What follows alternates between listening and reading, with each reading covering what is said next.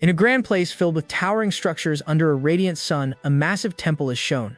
We see our protagonist looking pretty ticked off as he curses out the demonic sect with everything he's got. Turns out, he was sent as a spy to the Juandu temple because of his extraordinary talent in cultivation. Desperate, he yells out, wondering how he can be a spy just because he wanted to become one. That's because the Juandu temple is the #1 immortal sect, and its disciples improve using merit chi right from the start. The protagonist then thinks that he joined the demonic path a long time ago and has an incredible talent for it. At that moment, his dark side emerges, showing his true nature and overwhelming power. Seeing this, 2 demon girls comment that he's quite the mischievous rookie, and that his blood chi is very powerful. His name is Ji Changsheng, and he complains that his profession doesn't match what he needs to do now at all. On top of that, the Juandu temple is about to hold an assessment for disciples, and the focus will be on the amount of merit chi. To get this chi, disciples just need to perform good deeds, and they'll get abundant results. During the assessment, a formation will help the best disciples condense their foundation and level up. With a confident smile, our guy reveals that he's been at the peak of chi refinement for a long time, but he quickly gets serious, realizing he has absolutely 0 merit chi for the assessment. The problem is, his demonic blood chi will get him taken out if it's discovered by the temple's higher-ups. Our guy starts to recount how his journey has been pretty tough, as he thought he had reincarnated into an old-school feudal world. With his modern knowledge, he imagined he'd get rich and live the good life surrounded by beautiful women. But the protagonist soon found out this world had cultivation, with monsters and insane fights everywhere. With that in mind, the young man started training hard to get into an immortal sect and become stronger.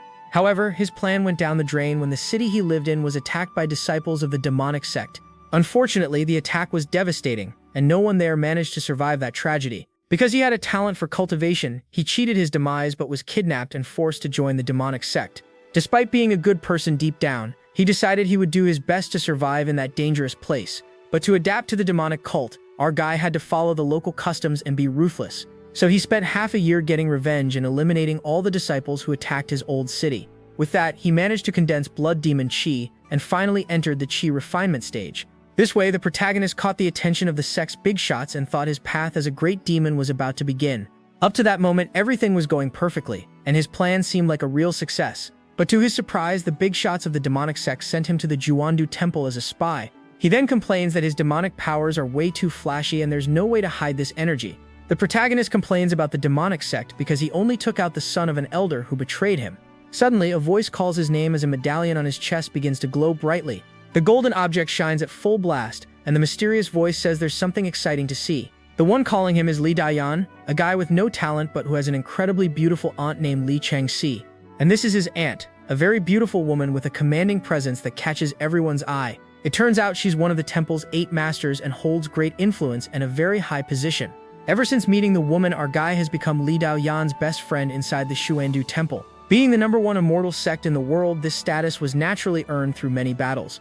Furthermore, the temple possesses a defensive treasure that has for years prevented the demonic path from invading. And that's why the major demonic sects try to infiltrate their members to destroy the temple from within. His friend then asks what happened and says that Ji Changsheng was right about the spy, Xing Ziping. The young man explains that his aunt investigated and confirmed the traitor's origin, then asks how he found out.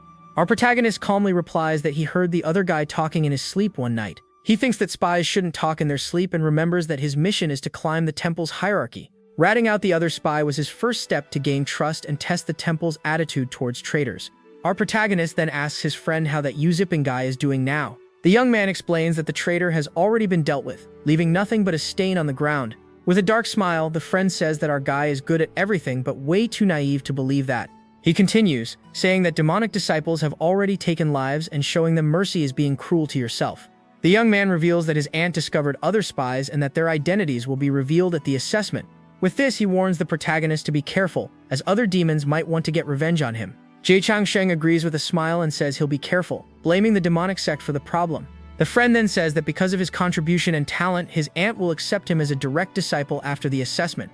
Excited, the young man clings to our guy, saying this is a once-in-a-lifetime chance and that he's counting on him. Moments later, we see our protagonist alone, relaxing in his beautiful private residence. Suddenly, he realizes he's already reached the peak of chi refinement and can break through at any moment. He worries because his dense blood demon chi is a huge problem in the Juandu temple. Just then, a voice announces to all outer disciples that the inner disciple assessment is about to begin. The announcement continues, telling all disciples to rush to the square where the test will take place. We even see one of the female disciples waking up and stretching so she doesn't miss the assessment time. The assessment for inner disciples finally begins, and all the young people position themselves in the large courtyard. The temple's technique induces merit chi, which is why they value good deeds more than talent.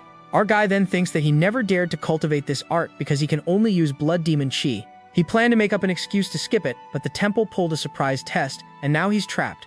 An elder questions the sect master about why the assessment was moved up, and the master simply says he had some free time. The side character keeps asking why the leader is personally getting involved in such a minor matter. The master replies that he's just curious about the new generation and needs to fulfill his duties with dedication.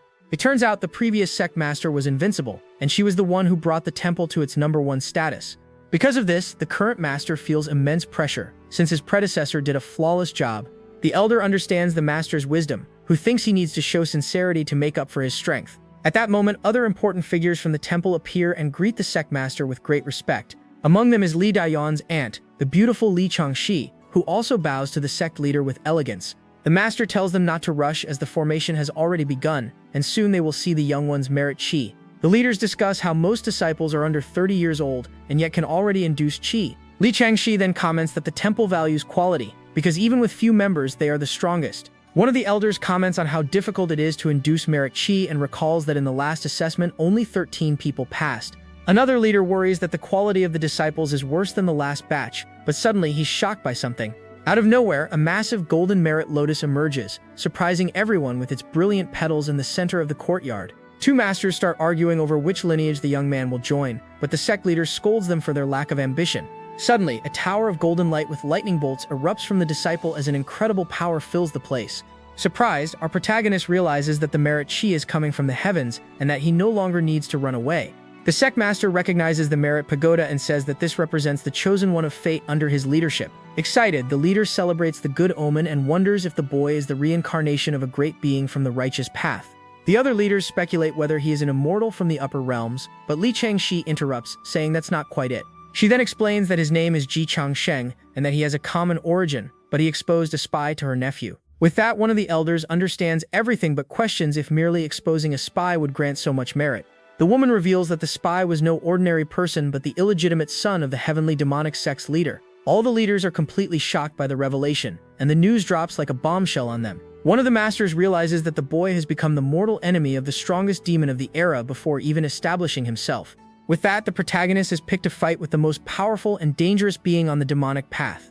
The sect master comments that Yu Laomo competed with the former master and that now Ji Changsheng is under immense pressure. He finds it interesting that Yu Laomo's illegitimate son with the saintess was meant to be his successor, as his other son has no talent. One of the female masters gets angry at the demon's audacity in sending his son to the temple, and Li Changxi says he was confident. The woman explains that her investigation revealed a massacre of 100,000 lives just so the son could deliver the final blow and gain the merit. She then concludes that if the protagonist hadn't exposed him, all that heavenly merit would have gone to the demon's son. The demonic path is cruel, and if the son had shown up at the demonic sect, the saintess would have eliminated him to protect her own child. The plan was for the illegitimate son to enter the Xuandu temple to show off the merit aura and receive special cultivation.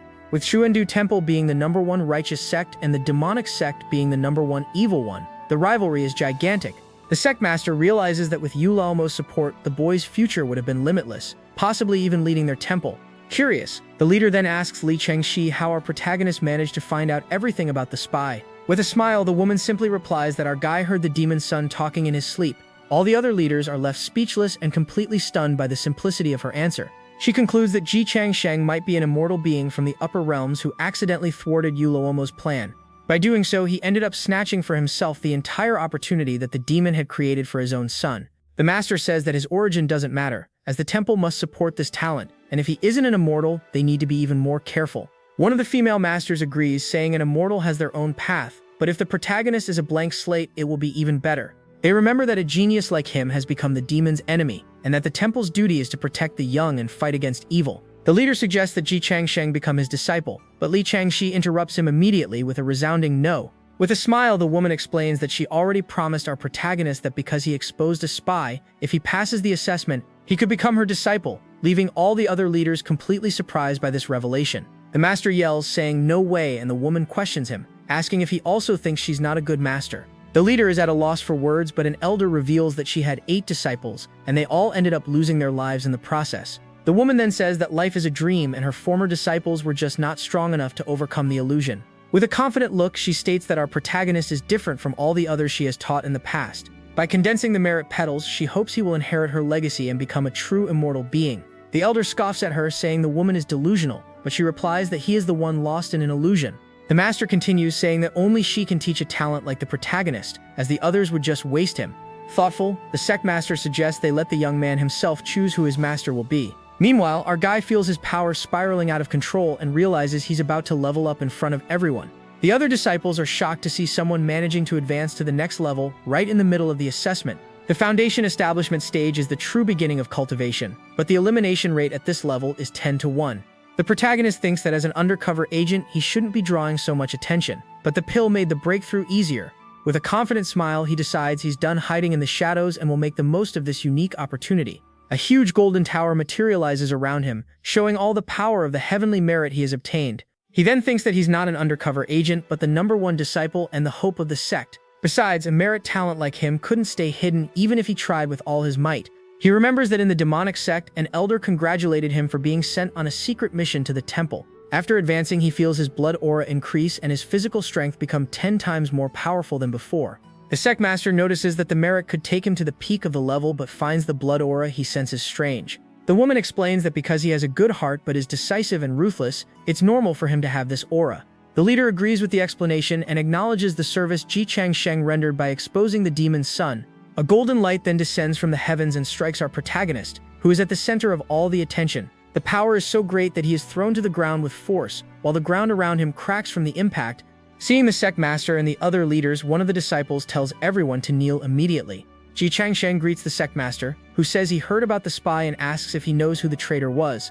Our guy thinks the spy must have been just a common disciple of the demonic sect, nothing important. The leader then reveals that the traitor was the illegitimate son of Yahello, and the protagonist asks who that person is. The sect master remembers that Ji Changsheng has a common origin, so he says it's normal for him not to know the demon. With a serious expression, he explains that Yahello is the leader of the demonic sect and the most powerful figure in the world. Our protagonist is in shock as he realizes he's picked a fight with the strongest demon in the world without even knowing it. The leader tells him not to worry as the temple will protect him, but Ji Changsheng continues to panic at the news. He continues, saying that although the demon is strong, he's no match for the entire Xuandu temple combined. Our guy thinks that even with protection, the demon has many ways to get to him without anyone noticing. The master then says that the cultivation world has rules, and if any demon attacks him, the temple will retaliate with everything they have. Ji Changsheng thanks him but thinks it's naive to believe a demon would follow the rules after having his own son taken out. Li Changxi then calms him down, saying the matter is secret and the demonic leader shouldn't know anything. The master agrees and says he will make everyone who knows swear an oath not to leak the information and to keep our guy safe. With a relieved smile, the protagonist thanks the sect master and Li Changxi for the protection they offered. The leader then says he called him to choose a master and offers to be our protagonist's tutor. Ji Changsheng thinks that the sect master's lineage is the strongest and the best option, but the demon's threat still worries him greatly. With a confident posture, the protagonist then asks who is stronger, the sect master or the terrible demon Yahello. The leader is left completely speechless by the question and doesn't know what to say to our protagonist. Our guy then turns and looks at the other masters, but they also remain completely silent, saying nothing. Li Changxi explains that the only person who can defeat the demon is Fairy Linglong, but she is focused on ascending and doesn't accept disciples. With a confident smile, the woman reveals that the powerful Fairy Linglong is actually her dear mother. Without a second thought, Ji Changsheng kneels and greets the woman as his new master, leaving everyone surprised. Ji Changsheng explains that his choice wasn't because of Fairy Linglong's power, but because he felt the woman was a good person.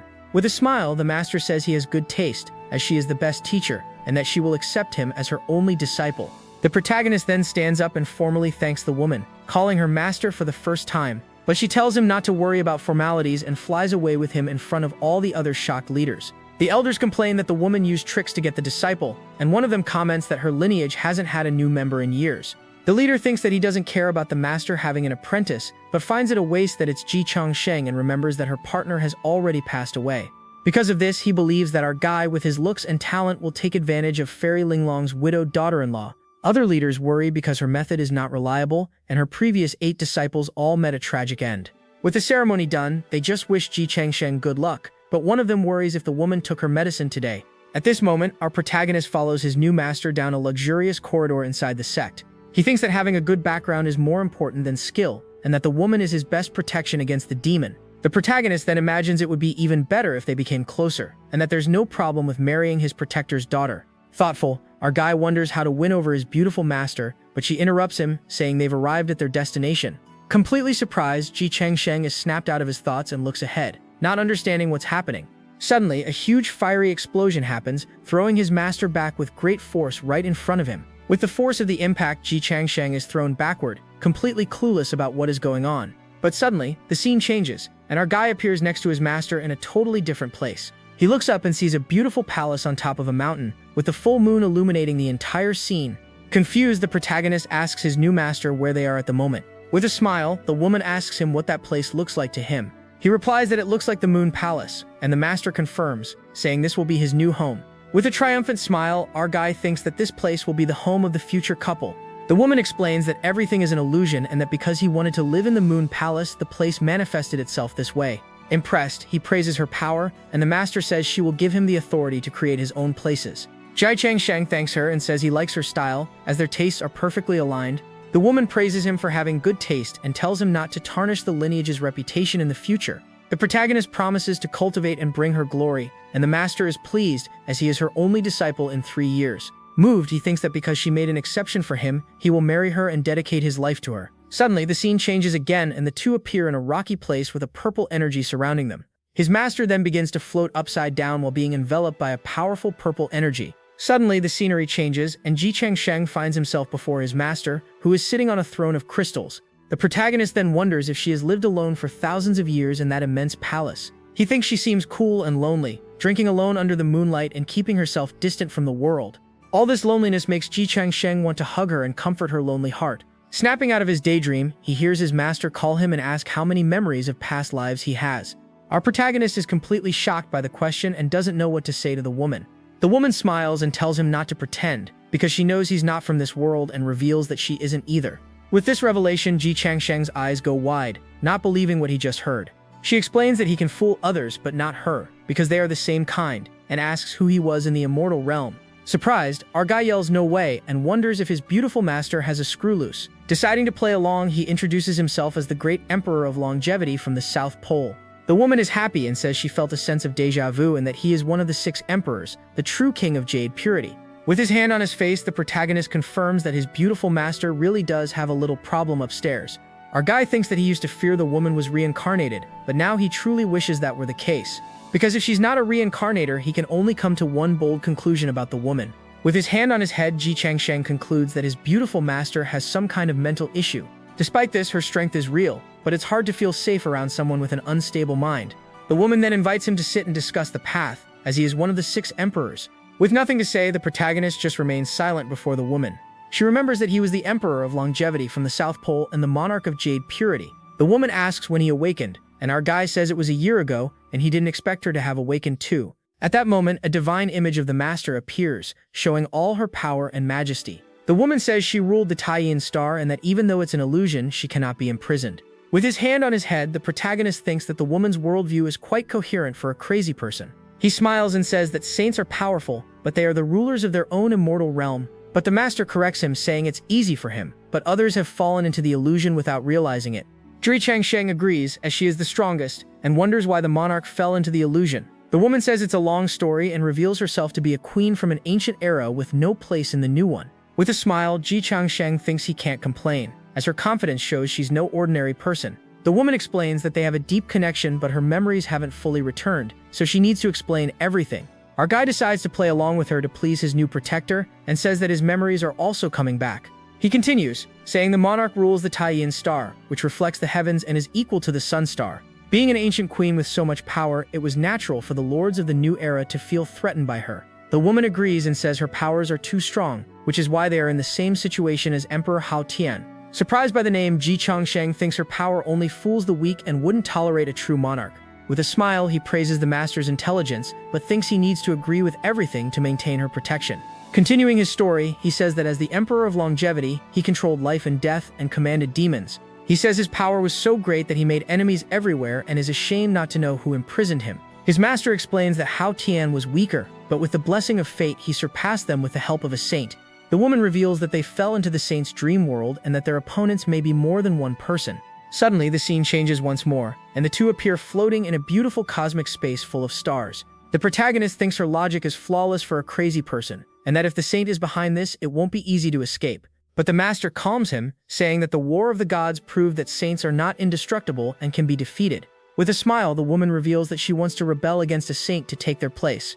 Jai Changsheng thinks that the crazier the person, the bolder they are, and feels ashamed in comparison. He then praises the woman's immense ambition, saying he can't compare and that he will learn a lot from her. The protagonist continues the act, saying she is remarkable for having sensed the danger and befriended him. He thinks the more he talks, the more real it seems, and then asks how they can break the illusion. The master explains that it's not difficult and that they just need to ascend to the immortal realm within the illusion itself to escape. The woman suggests he call her senior sister and that she will accept him as a disciple on behalf of her master. With a smile, our guy agrees, saying he doesn't care about titles and will do as she says. Zhou Changsheng then formally thanks her for the new position with a smile on his face. Suddenly, a demon rabbit runs in with a jar and yells that the master didn't take her medicine today. The woman explains that this is the rabbit butler, but his intelligence is low and he doesn't perceive the illusion. With a smile, our protagonist says it's okay, because those who understand him know his concerns. But the rabbit insists she take the medicine on Linglong's orders, while the master praises Ji Changsheng. Thinking it's just an illusion, the woman decides to play along and take the medicine, admitting she's sick. Then, the woman eats the small medicine the rabbit brought without a second's hesitation. But right after taking the medicine, the woman's expression changes, and she asks why he is sitting there. With a smile, she says she was just kidding, and that together they will break the illusion. But the rabbit despairs. Half an hour later, outside the palace, the rabbit tells Ji Changsheng that he will take him to his quarters. Our protagonist thanks the butler and thinks that his master has already passed the lineage's inheritance to him. With this, he officially became a direct disciple of the woman and is now connected to her power. He also got an access card that allows him to enter and exit the palace to train in her illusion realms. But Ji Changsheng gets serious and asks the rabbit about his master's true condition. The butler then reveals that her cultivation has run into problems because her techniques are the best in the world. Her mastery of illusion techniques is so great that it far surpasses her own realm of power. This has led her to believe that the entire world is a grand illusion, and that only she can see reality. The protagonist finds the situation complicated and asks the rabbit if there's any way to cure her. The butler explains that they try, but the stronger she gets, the worse her condition becomes. The rabbit then reveals a possible cure and says he needs to find a woman more beautiful than his master. Confused, Ji Changsheng asks why, and the butler says it's because she thinks she's the most beautiful of all. Seizing the moment, the rabbit asks why the master calls him by the title of True King. Our guy then plays along and says that he is the reincarnation of an ancient great emperor from the south. The rabbit understands that one pretends to be normal while being crazy, and the other pretends to be crazy while being normal, which is why they get along. Ji Changsheng is startled by the rabbit's words and asks what he meant by the 8 unlucky ones before. The butler then questions if he thought he was the first disciple, and our guy denies it. The protagonist then realizes what happened to the disciples who came before him. A terrible vision appears in his mind, showing that all the woman's other apprentices met a tragic end. Shocked by the revelation, our protagonist asks the rabbit how they ended up that way. The butler explains that the master's cultivation method is dangerous and only someone with her physique can withstand it. Wishing him good luck, the rabbit hopes he lives past 30, and Ji Changsheng asks what happens if the woman gets worse. The butler reveals that if her condition worsens, it means her power has increased, and she will become the normal one, and everyone else will be the crazy ones. With that, the entire world will be transformed into the beautiful woman's reality, and everything will change forever. Everything the master says will have the possibility of becoming the new reality of the universe. Our protagonist finds the idea terrifying, but thinks that with their cooperation, this future is acceptable. He remembers that he is the great emperor, and that instead of curing her, he can just empower the woman. Arriving at a new location, the rabbit announces that they've arrived and that the master has already given him the authority. The butler explains that without his permission, no one can enter, and he can transform the place as he wishes. Our guy thanks him for the gift and thinks that the master's generosity can only be due to her mental condition. The rabbit advises him to ask other disciples for help but warns him not to listen to his master. He continues, saying he doesn't want to build another grave in the palace while showing Ji Changsheng a cemetery. Suddenly, the butler disappears, and the protagonist screams for him, frightened to see that the graves are real. With an angry expression, Ji Changsheng realizes he's been left alone in that creepy place. He then wonders why the place became foggy and, finding it a bad omen, decides to close the door. With a loud bang, the door is shut and the protagonist finds himself locked inside his new room. At that moment, he remembers the access card he got from his new master. He recalls that by refining the card, he can activate the illusion realm to start training his power. With the card in hand, our guy fills it with energy and a powerful purple aura begins to emanate from the object. Then, a huge gate opens in front of him, revealing an army of demons waiting for him. Without a second's hesitation, Ji Changsheng takes the first step into the dangerous illusion realm. Once on the other side, our protagonist wonders what's going on in this strange place. But suddenly, a huge winged white tiger appears and stares him down, making the young man think the realm is a bit over the top. He reveals that he can now condense energy into blood blades, now that he's entered the chi refinement stage. But because it's a very dangerous technique, he never dared to use it before, and now he faces the enormous beast in front of him. With his blood blade in hand, our guy says that in this world, he is free from his restrictions. With a shout, Ji Changsheng unleashes a powerful blood aura that creates the image of a demonic beast. He then lands in a battle stance as his red blade continues to glow intensely. The protagonist thinks he can't let this energy grow or he won't be able to control it in the real world. Suddenly, he finds himself surrounded by beasts and decides he's going all out to cultivate his demonic techniques. Our guy leaps and says it's a shame this is an illusion realm, because with so many monsters he would get much stronger. Facing numerous powerful creatures, our protagonist prepares for a long and intense battle. But he's glad it's an illusion, because that way his secret identity isn't at risk of being revealed. With a smile, he thinks that a good technique is one that allows him to uphold justice. He then decides to take advantage of the illusion's resources to continue his cultivation and train his skills. Amidst a destroyed city, the protagonist prepares for another round of intense training. With his sword in hand, he says he will hone his techniques to defeat all his enemies. With his eyes glowing, Ji Changsheng concentrates a huge amount of energy for his next attack. He then unleashes a devastating explosion that eliminates a large number of monsters at once. 3 hours later, our guy realizes that the refinement stage has caused him to cultivate a river of blood phenomenon. This means that the creatures he defeated in the refinement realm number at least 10,000. With all the beasts eliminated, he decides there's no more reason to stay in the illusion realm. With a stomp on the ground, the purple energy at his feet dissipates, and he begins to return to the real world. Back in his room, our protagonist realizes he has successfully returned from his training. But suddenly, a drop of sweat runs down his face, and his expression becomes serious and tense. He feels the blood energy he used in the illusion begin to emerge in his body in the real world. With a smile, he realizes that the strength he cultivated in the illusion realm can be brought outside. He is then surprised to see that his merit points have also increased and wonders how that's possible. Ji Changsheng thinks that with the rapid progress of his cultivation, he needs to learn his new master's techniques. The next day, very early, our guy is already training hard in the courtyard of his new home, a large bluish aura of energy swirling around him. He concentrates and celebrates having managed to initiate the main technique of the Yaoguang lineage, as the energy flows intensely around him. Suddenly, his identification medallion begins to glow, and a voice calls him to go to the scripture hall. The voice explains that an elder will give the first lesson for the inner disciples, and Ji Changsheng recognizes it as his grandnephew Li Dayan. While flying, the protagonist thinks that his grandnephew doesn't have much talent, and that he didn't even get any merit chi the day before. Arriving at the location, the young man sees him waving and calling him from the top of the grand hall's staircase. Our guy approaches and asks if he got any merit chi yesterday, but the other shakes his head no. Confused, Ji Changsheng questions how he got into the inner sect since his cultivation talent is pretty bad. His relative then explains that he's different because he got in through a special assessment and has a unique talent. With a curious smile, our protagonist asks what that young man's specialty is. The grandnephew then proudly says that his great skill is being good at reincarnating. Ji Changsheng is speechless and remembers that the boy's aunt is an important figure, and he could have gotten in directly. As they walk, our guy notices other disciples staring at them, and his relative thinks it's because of their good looks. But a beautiful girl passing by can't hold back her laughter, leaving the protagonist confused. The girl then apologizes and says she wasn't laughing at him, but at Li Daoyan's comment. Surprised, the protagonist asks if the girl knows him, and she confirms with a smile. Angrily, the grandnephew yells at the girl, asking what she meant by that comment. Our guy asks if the two know each other, and the girl reveals that their families are rivals. A voice then calls them to enter the hall, and the grandnephew is furious with the girl's comment. The group of disciples then enters the grand hall for their first lesson with the elder. Inside, Ji Changsheng is surprised to see that the female elder in charge of the class has only one arm. With a commanding posture, the white-haired woman walks towards the new disciples. Seated, the protagonist thinks that the two are from famous families and have known each other since childhood. The girl then starts to tell Ji Changsheng the elder's story in a low voice. The young woman reveals that the woman lost her arm in a battle against the leader of the Heavenly Demon clan. Ji Changsheng is impressed by the power of the Heavenly Demonic cult's leader. An image of the terrible demon appears in his mind, showing his imposing and frightening figure. Suddenly, the elder calls out our protagonist's full name, snapping him out of his thoughts. With a smile, Ji Changsheng stands up and introduces himself as the disciple she called.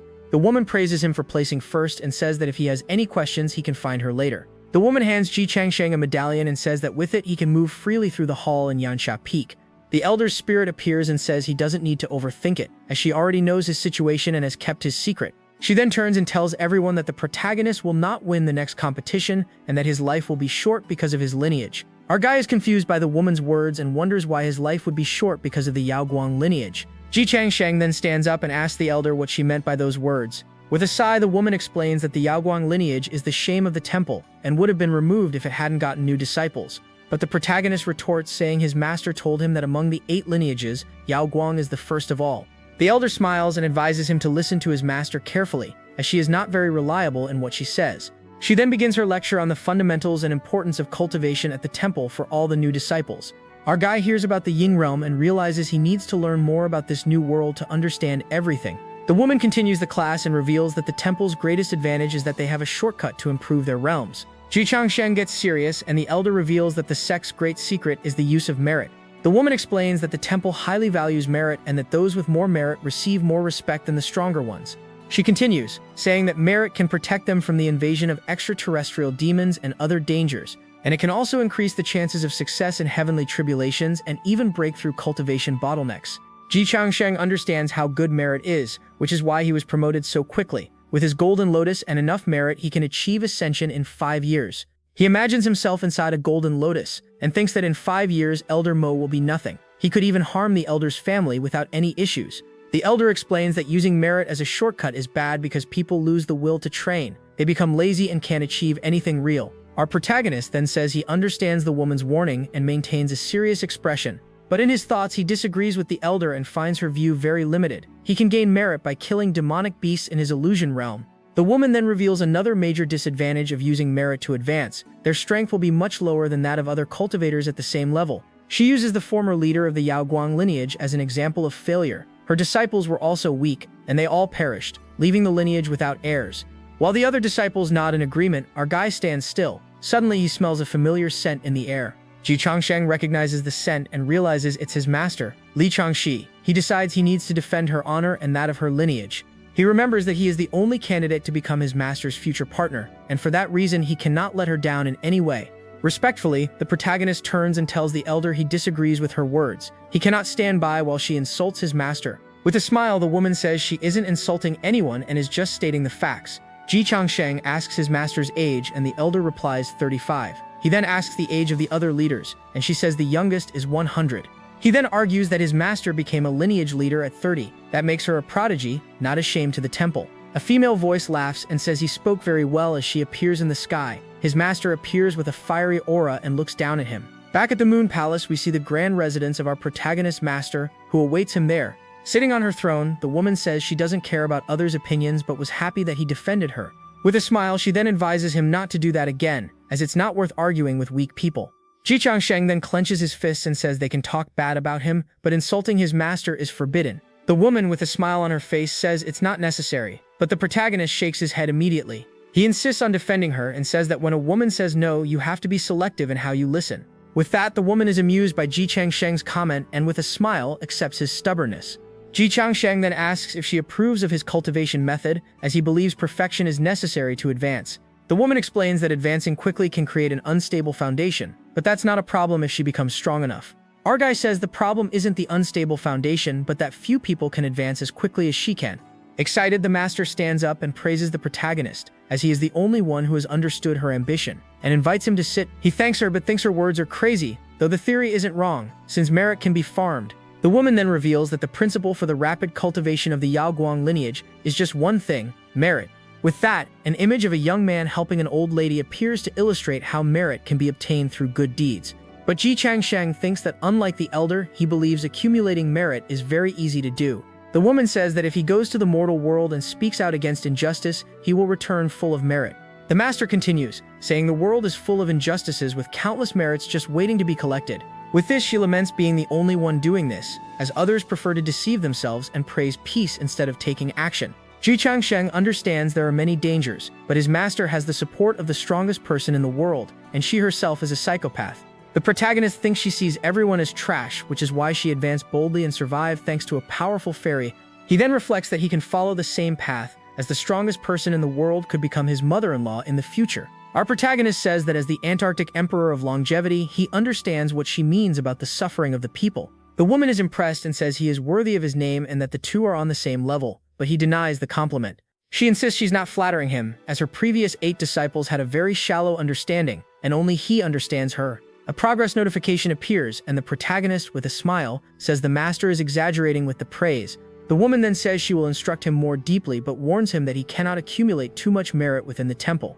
She then forbids him from going to the scripture hall and will guide him for 3 days before sending him to the mountain in search of merit. The woman reveals that the phantom realm is not that efficient, and then asks if he would believe her if she said it was a real world. She reveals herself as the sovereign of the sun and that if she falls, the realms she protects will suffer an apocalypse, and saving them grants merit. The master then starts to laugh and says she was just kidding, leaving our protagonist speechless at her joke. Our guy then thinks that he actually believed her and wonders what the difference is between a phantom realm and the real world. In his thoughts, he understands that the elder finds it difficult to get merit because she doesn't know how to farm it in the realm, and he suspects this is his master's secret. Jai Changsheng then reflects that considering the woman's mental state, perhaps even she doesn't know the truth behind that place. With this, the protagonist asks if he is really going down the mountain, and the master replies that training in the temple is useless for them. He then agrees to follow the woman's plans, but thinks that now he understands how his 8 senior brothers disappeared.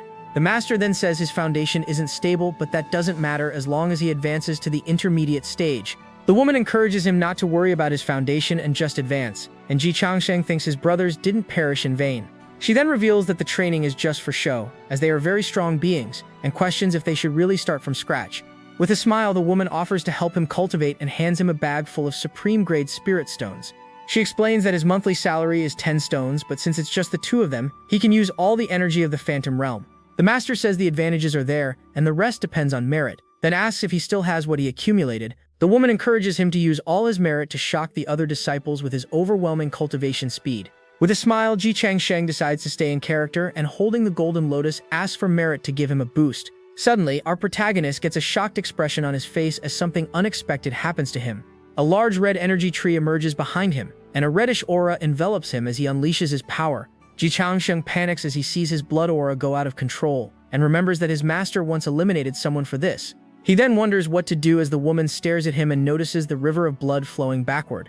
The master explains that the blood aura condensing into a river means he has already taken the lives of 10,000 living beings. She then remembers that he is the Antarctic Emperor of Longevity, and that for him the aura is quite reasonable. The woman calms him down, saying it's normal for him to carry this blood debt, and our guy praises her for her insight. With a smile, the master says he's funny, but that fools would judge him poorly, and encourages him to level up. Ji Changsheng then decides not to hold back anymore, as using merit to boost his realm is his ultimate weapon. With a shout, the protagonist says he can already feel the threshold of the intermediate foundation establishment realm. He then unleashes all his power, and a large wave of golden energy explodes around him to level up. A massive column of golden energy shoots up into the heavens from the courtyard where our protagonist is training. With a sigh of relief, Ji Changsheng celebrates having advanced and controlled his aura while his master applauds behind him. The woman praises him and says that for them, advancing is easy and that she will help him reach the next stage soon. With a smile, the protagonist says he might not have enough merit to advance again so soon. But the master reveals that she can transfer merit, and that the closer the relationship, the more merit can be transferred. A large golden lotus appears around the two as the woman begins the merit transfer process. Ji Changsheng realizes his master is channeling her own merit into him and understands the danger the woman is in. But the protagonist is not moved by her sacrifice, and his blood aura explodes uncontrollably as he can no longer suppress it. A massive column of red energy shoots into the heavens, and other disciples wonder who would dare to practice such an evil cultivation. One of the sect's elders is shocked by the scene and dismisses the possibility of it being Li Changxi, then thinks of someone else. With this, Ji Changsheng gets worried and wonders what he will do if his identity as a spy for the demonic cult is exposed. The master congratulates him for advancing in 1 day and laments the waste of merit. She says otherwise she would have taken him directly to the next major realm. With a smile, the protagonist thanks her for her generosity and says he'll take care of the rest. Then he comments that they might have a small problem now. The woman then asks what the problem would be, and our guy explains his past. He says his path was built on mountains of bodies. To her, that's natural, and she begins to explain about the investiture war. The woman reveals that the war swept across the entire immortal realm. Countless powers of humans, demons, and sorcerers fought in the Great War. They were all vying for the 365 divine seats. In the end, only a few became deities, and the 5 strongest became lords. The master then asserts that Ji Changsheng is one of these 5. She continues, saying that as the Antarctic Emperor, it would be strange if it weren't so. His path to the top would inevitably be bathed in blood. Our guy thinks he loves talking to crazy people because their logic is flawless. He then says that since she knows his past, she must trust him. With that, the protagonist warns that others in the temple will not understand him. Rumors of spies could be used to cause trouble for him. The woman finds it impossible for anyone to think that as he is on the side of justice. She still remembers that he was the one who exposed the son of the demonic cult leader. Suddenly, a powerful voice echoes through the place, ordering Changxi to open the gates. The sound comes from outside the Moon Palace and seems very annoyed. Ji Changsheng thinks that as expected, the elders were alerted about him. The master then tells him not to worry as he is very strong. The protagonist agrees with her words as the gates open. Several imposing figures begin to enter their palace. A group of sect elders enters the place with serious expressions. They seem to be there to investigate what just happened. One of the elders complains that Changxi led him down the wrong path. He confirms that the evil blood aura indeed came from that boy. At that moment, a massive red dragon aura appears behind the two. They then face the newly arrived elders with a very defiant posture. One of the elders demands an explanation for the river of blood he felt. The woman then replies that her junior brother killed a lot of people and asks if that's a problem. She reveals that she discovered the reincarnation of the Emperor of Longevity. Then the master accepted him as a disciple on behalf of her master and is just informing them. The other elders begin to whisper among themselves about what they just heard. One of them even accuses him of being a spy for the demonic cult without any proof. Angrily, the lead elder turns to our protagonist and demands that he explain himself. The old man seems to have disliked the story he heard from the woman. The protagonist then suggests to the temple master that they drag away and eliminate the fool. He says that whoever called him a spy should be punished, and the others are shocked. Furious, one of the old men shouts for Ji Changsheng to repeat what he said. His aura explodes with rage as he glares at the boy with immense hatred. With a smile, our guy repeats that the fool who spread rumors must be eliminated. He adds that keeping someone like that around only lowers the temple's standards. The old man asks if Ji Changsheng knows who he is, and the boy replies with an insult. He says that ever since the elder entered, he felt his intention to eliminate him. Our protagonist says he doesn't care who he is because it won't be long before he takes him out. With that, he wonders why he would waste time on someone already condemned. The temple master tells him to be careful, as that is Elder Bai, but the protagonist retorts that a fool is still a fool, no matter the title. At this, Elder Bai becomes furious and says he'll show him what he's made of. The other old man beside him just facepalms in disapproval. Ji Changsheng is then caught off guard by the old man's explosive reaction. He didn't expect the elder to attack him right there in front of everyone. But before the attack reaches him, the protagonist master leaps in front. She places herself between him and the furious elder to protect him. With that, the woman charges at Elder Bai in midair without a second's hesitation. The two prepare for a direct confrontation to settle their differences. In an instant, the fight is over, and the woman says that's enough of this mess. She then defends Ji Changsheng and orders all the elders to leave her palace. Ji Changsheng thinks it's great to have such a strong and powerful protector. He is surprised that she attacked so suddenly and that no one reacted. Looking at the other elders, the protagonist notices something very strange. None of them seem angry or shocked by the situation. Our guy notices that the temple master is smiling at the other's misfortune. He then realizes that the politics in this place run deep. The temple master says she's making things difficult for him. Even with her immunity, the old man reminds her that she just took out an elder. The woman accuses him of pretending and says no one from the Bai family is innocent. She claims he just wanted an excuse to get the old man out of the way. The master tells her to be careful with her words, as he has always trusted the boy, but he says he needs an explanation to calm the other disciples. The master retorts that her disciple owes no one an explanation. She says that even if he leaves a trail of blood, only the guilty perish. The elder says they still need to follow procedure, and the Bai family will report him. With that, he orders them not to leave the place for the time being. With that, the two are confined to the Moon Palace until further notice. They won't be able to leave for now to avoid more trouble. Ji Changsheng wonders why the master wasn't aggressive and even seemed happy. The woman then asks if he is curious about the old man's attitude. She calls him a cunning fox but says he has no ill intentions. The woman reveals that the only one who wanted him out of the way was Elder Bai. The woman is surprised he doesn't know Bai Guanlin, and Ji Changsheng asks who that is. He really has no idea who this person who hated him is. She explains that this Bai was the favorite for first place this year, but our guy appeared out of nowhere and stole all his glory and resources. The protagonist understands that the spirit stones helped him advance. He realizes he blocked the Bai family's path and asks if they are strong. The master says they are no big deal and just clung to her mother's power. She reassures him, saying that compared to the Li family, they are nothing. Ji Changsheng understands and says he will remember the Bai family and Bai Guanlin. With that, he asks if the master will have problems for having eliminated the elder. She says no and explains that when she eliminates someone, the temple master finds a reason. In a few days, he will prove the old man deserved what he got and everything will be fine. The protagonist understands that the temple's rules depend on who you are. The woman agrees and says it's boring because in the end, it's always the strongest who call the shots. With a smile, Ji Changsheng says she's right and that he learned a lesson. He then asks if the temple master's relationship with the Bai family is bad. The woman confirms and reveals that before he took office, the Bai family voted against him. If her mother hadn't intervened, the master would be a Bai now. Our guy thinks the temple master holds the highest position in the world. He compares the position to that of the President of the United States in his past life. He reflects that for the Bai family, the grudge from the election is worse than a son being eliminated, and judging by today, even if he fails, his master will still protect him. With a wicked smile on his face, the protagonist thinks that now is the perfect time. With his master's protection, he can finally start acting freely. Elsewhere on the main peak, the temple master laughs in relief. Beside him, a woman says that was great and seems very pleased with the result.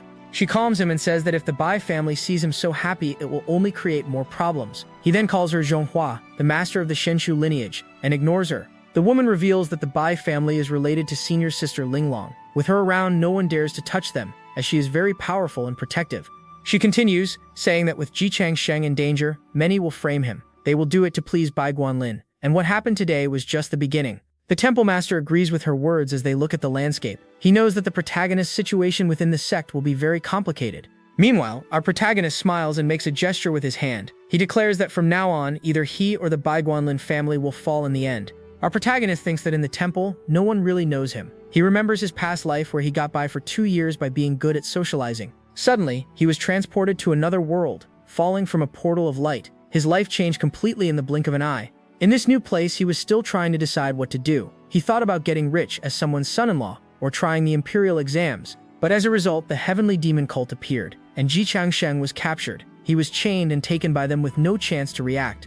He spent almost a year establishing himself in the demonic cult and was then sent to the Zhuandu temple. Life gave him hope, but then quickly took it away. Now he risks being exposed, and his master's condition is a problem. On top of that, the Bai family has already shown their undisguised hatred for him. The protagonist knows that even if he wanted to leave the Bai family in peace, they wouldn't let him. He understands that his path is blocked by them. That's why he needs to be the first to strike to ensure his survival. He knows the Bai family will do anything to eliminate him from their path. Outside his palace, some disciples call him worriedly. They warn him about the arrival of someone who has come to cause trouble. Getting closer, a group approaches with bad intentions. The young man in white is Bai Ning Shuang, and he seems to be there only because of Ji Changsheng. With a fake smile, Bai apologizes for the earlier misunderstanding. He says the protagonist was recognized by the tower, so he's not a spy. Our protagonist thinks that a barking dog doesn't bite, but this guy is dangerous. He believes he needs to eliminate this threat as soon as possible. One of the girls complains that he didn't accept Bai's apology. She says the elder passed away, but the young master still came to apologize. The young man in white continues his act, saying Ji Changsheng isn't going anywhere. He even threatens him, saying his master won't be able to protect him. The protagonist smiles and thinks the other is still too young to fool him. He decides then that he will teach him what a true master of deception is. Suddenly, our protagonist coughs and flies backward as if he's been hit. The young man in white and his lackey are shocked by the sudden scene. Ji Changsheng's friend yells at Bai Guanlin, asking if this is how he apologizes. Meanwhile, the enemy denies having done anything. The friend continues to accuse him of being a two-faced hypocrite. He says the guy should have become an actor instead of a cultivator. The enemy tries to defend himself, saying he did nothing, and that Ji Changsheng faked it all. But the friend doesn't believe him and calls him an idiot for thinking that. Bai Guanlin is left speechless with a handprint on his face. The girls next to him also seem confused by what's happening. The girl accuses Bai of using his protector to intimidate someone weaker. She says this breaks the temple's rules and he should be punished. Bai Guanlin gets angry and says she's talking nonsense. He claims that protectors are not allowed on the mountain and he would never break that rule. A female disciple explains that the rules exist, but Bai is the son of Fairy Linglong. With that protection, the temple's rules might not apply to him. Ji Changsheng's friend says he knows the face but not the heart of the enemy. He claims the other is a hypocrite who deceives the world to gain fame. Bai Guanlin gets furious and threatens our protagonist's friend. The young man then shouts for everyone to hear that if anything happens to him, it's Bai's fault. Angrily, the young man in white just huffs and turns away without another word. He seems to have been caught off guard by their cunning. The protagonist thinks it's normal for young people to lose control of their emotions, but he notes that the enemy managed to calm down quickly, which makes him dangerous. Bai Guanlin then suggests they all take the case to the discipline hall. He wants the elder to decide who is right and who is wrong. Our guy's friend laughs and asks if the discipline hall will be impartial. He knows that Bai Guanlin's background will influence the decision. With a confident smile, Bai orders his servant to call the hall's elder. He is sure he will come out victorious from this whole mess. Ji Changsheng asks which faction the elder belongs to, and the girl answers. The woman says he is the abbot's man but has always been fair and impartial. With a smile, our protagonist says that if he's the abbot's man, everything is fine. He thinks his friend saw the truth, but that doesn't matter now. Soon after, the discipline elder arrives at the location, accompanied by the servant. He walks with a serious expression, ready to resolve the mess. Bai Guanlin approaches the old man and asks him to do justice. but the elder scolds him, saying he doesn't bow to personal relationships. With a fake smile, the young man in white says he will trouble the elder. Our protagonist just watches the scene unfold before him. The elder then declares that if he doesn't punish Bao severely, no one will take him seriously. The old man sentences him to solitary confinement to reflect on his actions. Furious, the young man in white refuses to accept the elder's punishment. He can't believe the old man actually punished him that way. The elder ignores his protests and says the decision is not up to him. With a wave of his hand, he prepares to apply the punishment immediately. Green energy chains appear and completely bind Bai Guanlin. He is immobilized with no chance of escaping the punishment he received. The elder then lifts him into the air and takes him away to confinement. The other disciples just watch the scene, unable to do anything to stop it. The servant and the girls who accompanied Bai just grumble angrily. They promise the protagonist will regret what happened. Jai Changsheng's friend celebrates the elder's just decision. He even jokes that he'll give the old man a banner of thanks later. With a smile, our protagonist says he understood something a long time ago. He raises a finger as he explains his life philosophy. He explains that to survive in society, you have to be sneaky and fake. Our guy learned this in his past life of working. The protagonist then remembers that the Bai family wronged the sect master, and since the leader didn't react, that already made him understand the whole situation. That's why he showed his hostility to the Bai family openly. He knows the sect master will protect him because now they have a common enemy. With a confident smile, the young man approaches the girl and calls her by name. He is ready to put the next part of his plan into action. He then says he noticed that the girl and Bai Guanlin don't get along. The girl agrees and asks him to call her Hongye instead of Miss Ying. Our protagonist pats her on the head, irritating her. He knows her family and the Bai family are longtime enemies. The boy realizes that Hongye's talent could be useful to him, so he decides to use her. He says he would like to ask the girl for a favor, and she agrees. He then asks about the people who accompanied Bai Guanlin earlier. He asks the girl to give him a list with all their names. Hongye asks why he wants the list but says it's not hard to get. She seems curious about Ji Changsheng's sudden interest. Our guy then says he wants to befriend them but thinks the opposite. He knows that in the cultivation world, every step is dangerous. The girl explains that their families depend on the Bai family to survive. That's why they try to please Bai Guanlin in every way. Handing him a scroll, she warns that it will be difficult to get along with them. She reminds him that the conflicts between them are practically irreconcilable. Ji Changsheng smiles and thanks the girl, saying he owes her one. He thinks that although they are all from noble families, only Hongye is from the elite.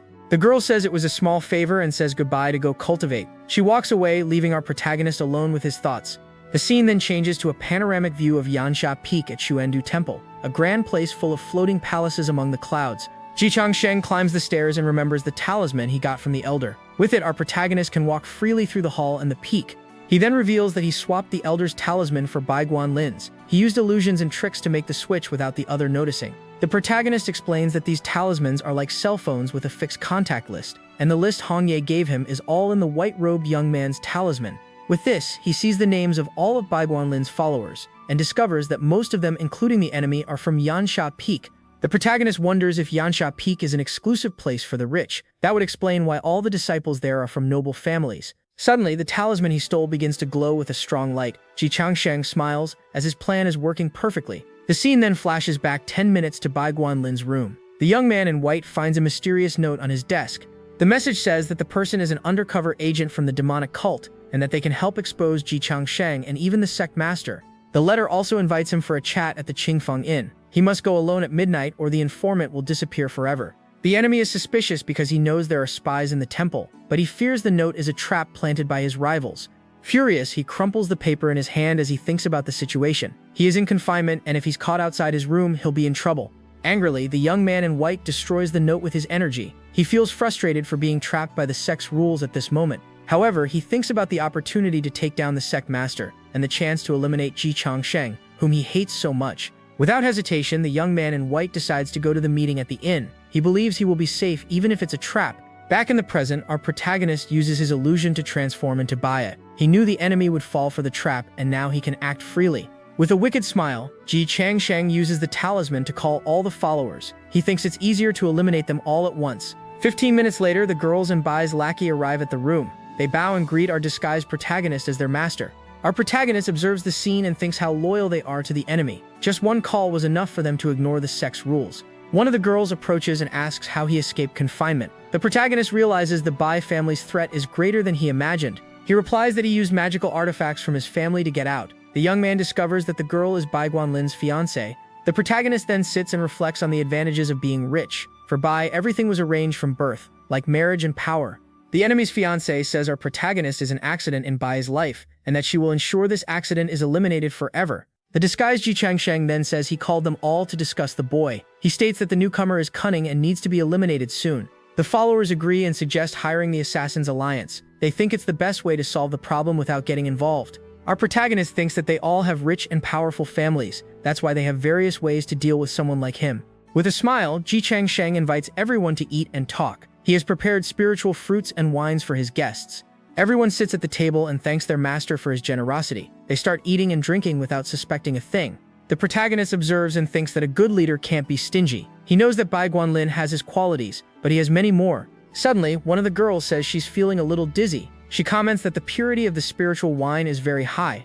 The lackey also complains of drowsiness and seems about to pass out. The poison our protagonist put in the drink is taking effect.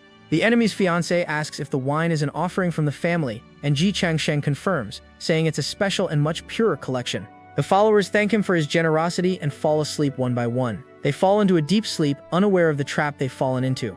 With a wicked smile, our protagonist prepares to strike. He tells them to sleep well, as it will be the last night of their lives. Our protagonist looks at the bodies on the floor and decides to loot everything. He knows they are from rich families and must have many treasures. Suddenly, the enemy's fiancé wakes up and spits up some blood. The protagonist is surprised because the poison wasn't strong enough. He thinks he can't refine the bodies now, as it would be too suspicious, so he decides he needs to resist the temptation to take the items. The young man then poisons the corpse's skin and sets up some traps in the room. He is staging the scene to look like an attack from the demonic cult. With everything ready, he throws one of the bodies out the door and leaves the room. He needs to continue with his plan before someone discovers the truth. The protagonist thinks that eliminating the followers isn't enough, as the biggest threat, Bai Guanlin, is still alive and returning to the sect. He knows he can't go down the mountain to fight the enemy. The Bai family has too much influence and can send reinforcements at any moment. Therefore, the best place for an ambush is on the mountain path. Ji Changsheng positions himself and waits patiently for his rival.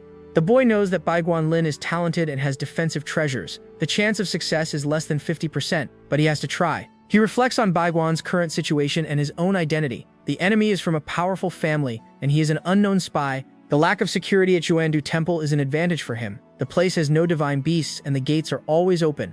This makes it easy for disciples and strangers to come and go, and because of the Zhuanhuang Pagoda, the temple has never been invaded before. This freedom allows him and the young man in white to act without being noticed. He hides in a tree and waits for the right moment to strike. Finally, the enemy appears, walking along the mountain trail. Our guy prepares for the surprise attack he has planned. With his flaming sword, Ji Changsheng leaps from the tree towards his rival. The young man in white is startled by the sudden attack and shouts in surprise. Our protagonist advances with the intention of eliminating his rival in a single blow. He wants to end the fight as quickly as possible. However, a barrier of golden light blocks the attack and throws him back. The protagonist is furious with the enemy's unexpected defense. The young man takes the chance to kick his opponent in the stomach. The young man in white spits blood and backs away, feeling the pain of the blow. Our guy realizes the enemy is wearing magical protective robes. He knows he'll need much greater power to break through this defense.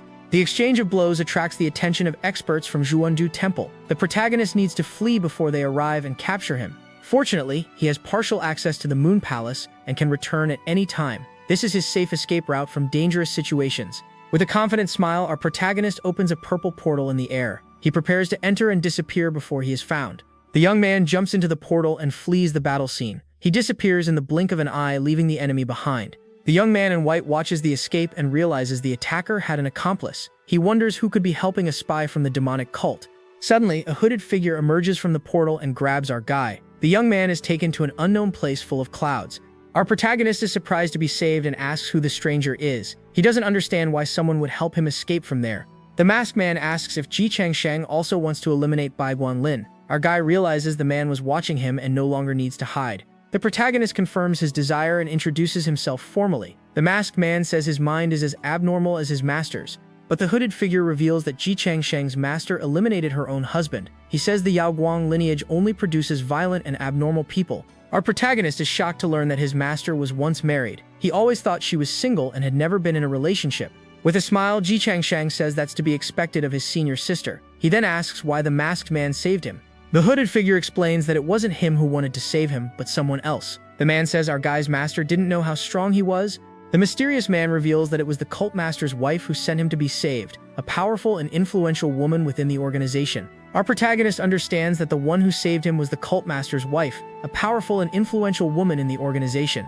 Changshan comments that the politics of Xuandu Temple run very deep. He didn't expect the cult master's wife to have a confidant there. The hooded figure says he doesn't need to know his identity or thank him, just work for his lady. Our guy agrees and swears loyalty. It is then explained that the heavenly demonic cult is just the name that people on the righteous path use to refer to them. In reality, the group has always referred to itself as the sacred cult, showing a different perspective of the organization. The masked man then asks if Ji Changsheng is panicking, because as an undercover agent he eliminated the master's illegitimate son. The protagonist thinks his suspicion was correct. That man is a high-ranking official within the temple, and luckily he has no ill intentions. Our guy then says he believes the lady will see his loyalty, but the hooded figure replies that she hasn't seen that yet, only his recklessness.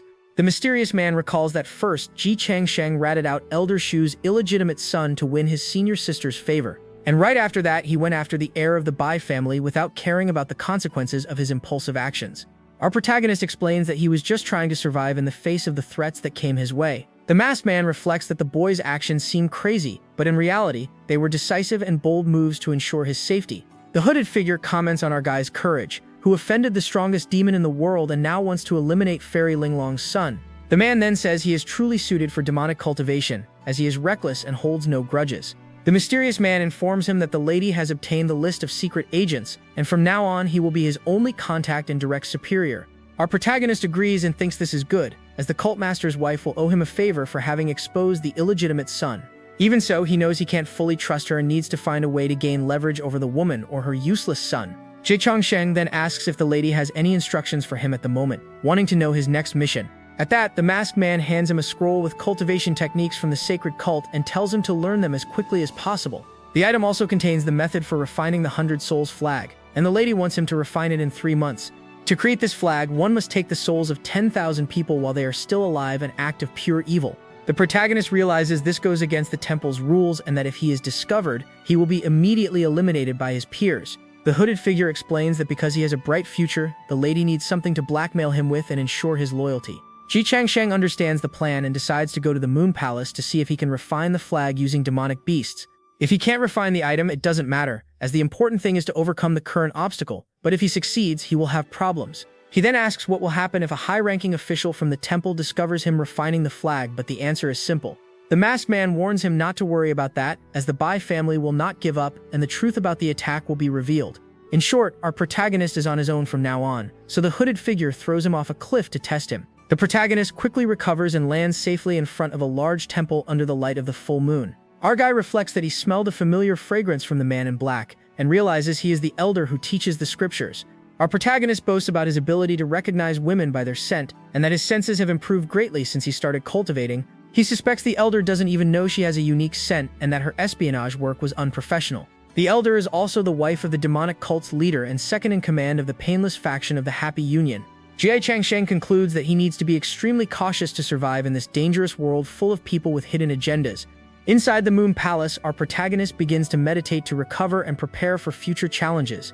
He thinks that when he tried to eliminate Bai Guanlin, his magic robe protected him and injured him a little, so he needs to recover before dawn. Changing scenes to the Illusion Realm in Jiangyuan Prefecture, we see a large, bustling city at night. Inside a palace, a general reports to a crown prince that he doesn't know why the immortal descended upon Jiang Yuan, nor where he is now. The Prince of Dali says that the team of grandmasters he assembled in the capital was annihilated at Lan Ke Temple, and the immortal may be their last hope.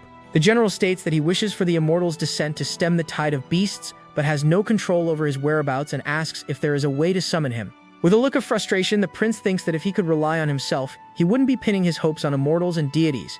It is explained that in the current Dali dynasty, the emperor and his civil and military officials have completely given up and live in a constant state of revelry. Faced with the tide of beasts that destroyed the palace, everyone has lost hope and now only awaits the inevitable end.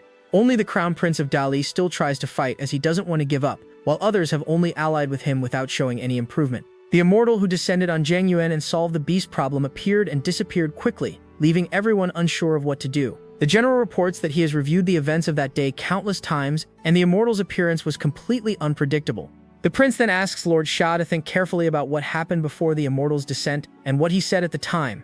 The general remembers that on that day he wanted his daughter to leave first, but she refused, saying that where there are demons there are also those who save. He then wonders if the immortal's descent could be related to his daughter, as everything happened right after her prayer.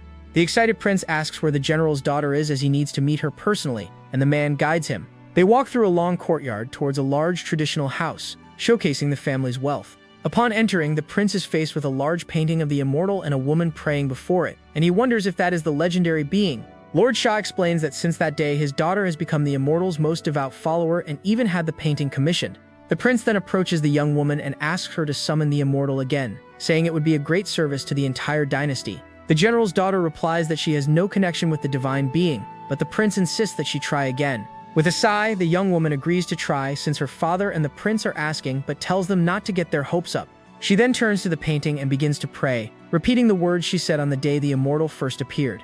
Suddenly, a bright light shines and everyone celebrates the immortal's descent, believing they are saved once again. The prince celebrates, saying the young woman had lied about having no connection to the powerful being, and is very happy. He thinks that from now on she will be his adoptive mother and that he needs to treat her well, while wondering if the immortal prefers beauty. Outside, they look up at the sky and see a figure descending from a celestial portal, illuminating the dark night.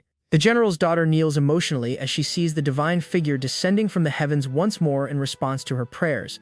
Meanwhile, our protagonist enters the illusion realm to train his flag and investigate what that place is. From a distance, he senses a dense aura of demons and bloody energy coming from the northwest, even from thousands of kilometers away. Our guy thinks the aura is a bit stronger than him, and that the crisis in this illusion realm is more problematic than he imagined. Suddenly, he hears voices calling him an immortal, and is surprised to see that the people of the illusion realm can see him. Below, a crowd kneels and begs for the divine being to descend and save the people from suffering. Showing their devotion, Ji Changsheng realizes they are ordinary people and shouldn't be able to see him, so he creates a colorful cloud to disguise his identity. Landing on the cloud, he asks who the leader of that group of people kneeling before his imposing presence is.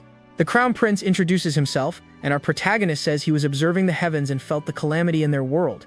The noble is impressed by the immortal's power and wonders if he is a true master of a Taoist sect or a being from the West.